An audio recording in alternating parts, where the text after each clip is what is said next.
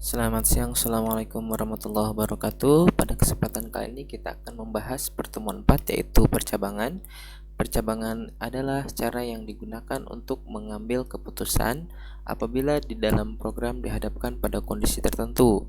Jumlah kondisinya bisa 1, 2, ataupun lebih ya. Jadi fungsinya itu untuk menyeleksi keputusan nantinya, untuk mengambil keputusan, maaf gitu ya.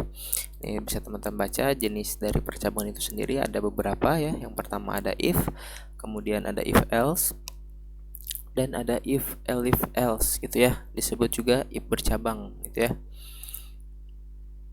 Kemudian pengertian dari if ya, pengertian if menguji satu buah kondisi. Jadi if itu hanya untuk satu buah kondisi saja gitu ya. Misalkan suatu program dihadapkan sesuatu gitu ya. Nanti akan kita lihat contohnya agar teman-teman bisa mengerti ya. Bisa teman-teman baca sendiri. Ini adalah untuk formatnya, codingannya. Bentuk umum codingannya tuh seperti ini gitu ya. Ini diagram alirnya atau flowchartnya ya. Misalkan program itu dihadapkan satu kondisi gitu ya. Jika kondisinya true, maka statementnya tuh apa? Misalkan nih, jika nilai mahasiswa sama dengan 80 gitu kan ya, maka statementnya itu adalah Anda lulus mendapatkan grade A, misalkan seperti itu ya. Jika false, karena ini tidak ada ya, jadi sebetulnya tidak masuk ke statement ya. Misalkan nih contohnya seperti ini ya. Bisa teman-teman boleh ketikkan di text editornya masing-masing ya. Di sini misalkan ada variabel angka ya, dan di sini ada statement if-nya. If angka yang ini lebih dari 0 gitu ya, maka print gitu ya. Angka di sini itu untuk memanggil variabel angka ya, untuk memanggil variabel angka dan tambahkan string. Misalkan angka 5 adalah bilangan positif, seperti ini ya hasilnya ya. Tapi kalau misalkan angkanya kita rubah menjadi -1 ya, yang berikut akan bernilai false sehingga tidak dieksekusi karena tidak dihadapkan dengan dua kondisi, hanya satu kondisi saja gitu ya, seperti ini ya. Seperti itu. Kemudian ini boleh teman-teman baca ya. Kemudian pernyataan if else, di mana pernyataan if else itu untuk menguji dua kondisi. Misalkan kondisi pertama benar, maka statementnya apa, dan jika kondisinya salah, maka statementnya apa. Ini adalah untuk codingan defaultnya seperti ini ya. Jadi umumnya seperti ini codingannya ya. Kemudian di sini ada diagram alirnya ya, atau flowchartnya. Misalkan di sini ada kondisi ya, ada kondisi tertentu. Jika kondisinya bernilai true, maka statementnya apa? Misalkan jika kondisinya false, maka statementnya juga apa gitu ya. Misalkan jika jika nilai mahasiswa lebih dari 50, maka ya statement 1 itu maka print lulus, misalkan seperti itu ya. Jika nilai mahasiswa itu kurang dari 50 tadi, maka print tidak lulus. Contohnya seperti itu ya. Bisa kita lihat di contoh codingannya. Di sini ada bisa teman-teman ini ya tuliskan. Di sini ada variabel bilangan dan bilangannya itu adalah 8 ya. Misalkan di sini kita kondisinya if ya, jika bilangan lebih dari sama dengan 0, maka print positif atau 0 gitu ya. Selain itu print bilangan negatif. Jadi kalau misalkan kita rubah angkanya ini ya menjadi misalkan -1, maka yang muncul itu adalah yang ini pastinya nanti ya.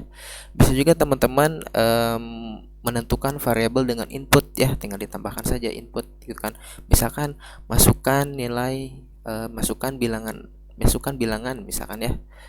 Ketika teman-teman masukkan 8, maka yang akan dieksekusi adalah ini. Tapi ketika teman-teman masukkan -1, maka yang akan di print atau dieksekusi adalah perintah yang ini gitu ya. Ini boleh teman-teman baca. Kemudian kita ke pernyataan berikutnya, yaitu if, elif atau else. Jadi bercabang, digunakan untuk menguji lebih dari dua kondisi ya. Kalau misalkan tadi cuma dua kondisi, ini digunakan untuk lebih dari dua kondisi gitu ya. Di sini ada contohnya ya, dan ini ada diagram alirnya. Teman-teman jangan terkecoh dengan diagram gitu ya, jangan terkecoh dengan diagram. Misalkan nih, jika kondisinya bernilai true, maka langsung print statementnya. Tapi jika misalkan false, misalkan ada kondisi lagi tuh gitu ya, ada kondisinya lagi. Kalau misalkan true, print statement, kalau misalkan false, print statement gitu ya. Kita lihat contohnya, misalkan di sini ada bilangan 5,5 gitu ya. Jika bilangan lebih dari 0, maka print bilangan positif ya. Jika bilangan sama dengan 0, ini ya yang kemarin ya, kalau sama dengannya 2 itu adalah untuk sama dengan gitu ya. Jika bilangan sama dengan 0, maka print 0. Jika bilangan selain itu, maka print bilangan negatif gitu ya. Jadi kalau misalkan kita ganti variabel bilangan ini menjadi angka negatif, maka yang akan dieksekusi adalah yang ini. Tapi kalau misalkan kita tuliskan 0 ya, tuliskan 0 di sini bilangannya, maka yang akan dieksekusi adalah perintah yang ini, teman-teman ya. Kemudian kita lanjut. Nah, di sini ada contoh ya. Ada contoh latihan gitu ya. Di sini ada variabel kode baju dan ukuran gitu ya. Jika kode baju sama dengan SP gitu ya, karena kita misalkan di sini tentukan nih di pertanyaannya agar user itu tidak menginputkan selain dari ini, misalkan ya seperti itu ya. Jika kode baju SP atau kode baju SP, kenapa ini ditulis SP kapital semua dan SP huruf kecil semua? Untuk meminimalisir kesalahan user. Jadi kalau misalkan kita tidak menggunakan ini ya, tidak menggunakan OR, ketika user menginputkan SP hurufnya kecil tidak besar seperti ini, maka dia tidak akan menjalankan perintahnya, teman-teman, karena dianggap error dan tidak diketahui, tidak dikenali oleh programnya. Maka harus kita antisipasi gitu ya. Kalau misalkan penulisan kode, if kode sama dengan SP or kode sama dengan SP gitu ya, SP kecil, maka mereknya adalah Superdry misalkan. Nah, di sini ada percabangan lagi ya. Jika ukurannya S gitu ya, maka harganya 450.000. Tapi jika ukurannya M, maka harganya 500.000. Selain dari itu ya, kalau misalkan user menginput selain dari ini ya, SP ataupun ini ya, S atau M, maka harganya itu akan 0 gitu ya. Yang munculnya itu akan 0. Kemudian di sini ada elif atau kondisi kedua. Jika user menginputkannya adalah AD bukan SP ya. Di sini kan kita tulis SP dan atau AD. Tapi kalau misalkan usernya menulis AD kode bajunya, maka yang akan muncul adalah merek Adidas gitu ya. Jika ukurannya S maka harganya sekian, jika ukuran M maka harganya sekian. Selain itu, kalau misalkan user tadi inputnya selain dari ini, maka perintah ini akan langsung dieksekusi, teman-teman ya.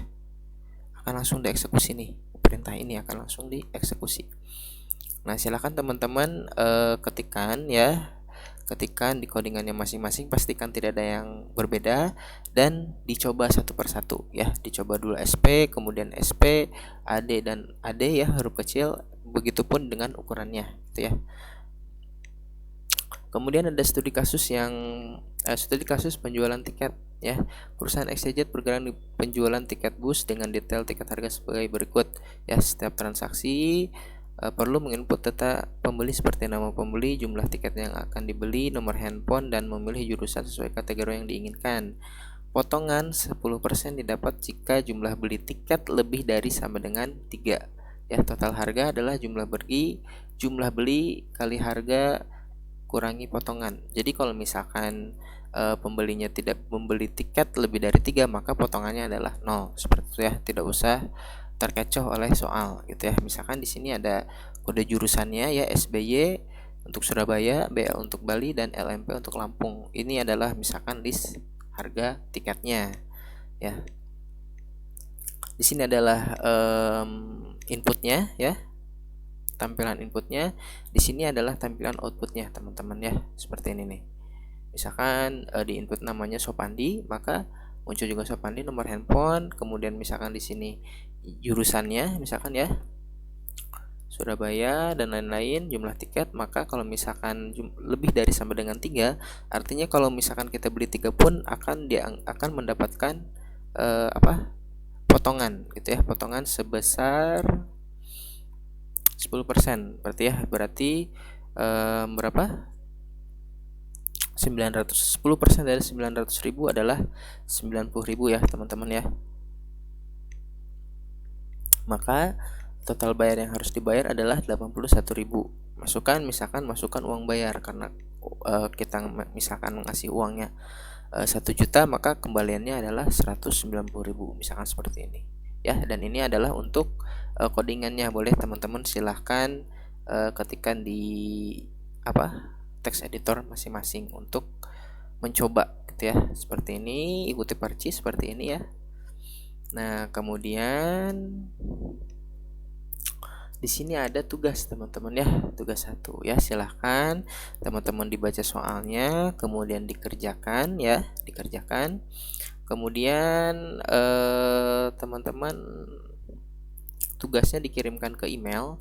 Batas waktunya sampai minggu depan gitu ya, berarti hari Selasa ya, jangan hari Rabunya tapi hari Selasa.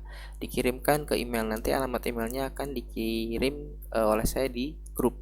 Mungkin untuk pertemuan kali ini cukup sekian, selebihnya kita diskusi saja di grup. Terima kasih atas perhatiannya. Wassalamualaikum warahmatullahi wabarakatuh.